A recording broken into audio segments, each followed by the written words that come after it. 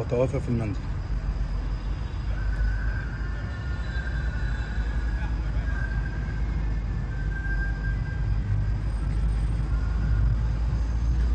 انا ما دريتش يعني عمرو مين اللي مات اصلا، يعني عمرو اخويا انا كنت قاعد معاه امبارح بالليل وكان زي الفل. ازاي؟ قلت له عمرو مين عمرو يا حبيبي اللي مات؟ قال لي طب اهدى بس وتعالى، هم عارفين كلهم، البيت كله والاسره كلها والدنيا كلها عارفه اللي بيني وبين عمرو. يعني طبعا ما قدرتش طبعا اتحرك من مكاني، قعدت على كرسي لحد ما هديت يمكن نص ساعه. بعد كده دورت عربيتي ورحت لقيت عمرو ميت حقيقي. كنت ماشي طول الطريق مش مصدق يعني.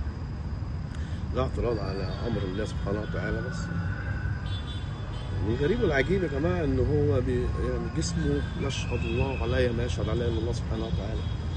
جسمه كانه انسان حي، بيقولوا فيه دم، في روح، ايده بتتحرك عادي جدا، ما فيش اي تشبث في اي حاجه. فقلت لهم الواد ممكن يكون صح يا جماعه. انا عملت انعاش لاخويا يعني، قعدت ربع ساعه احاول اعمل له انعاش، بص على صدري في الاخر.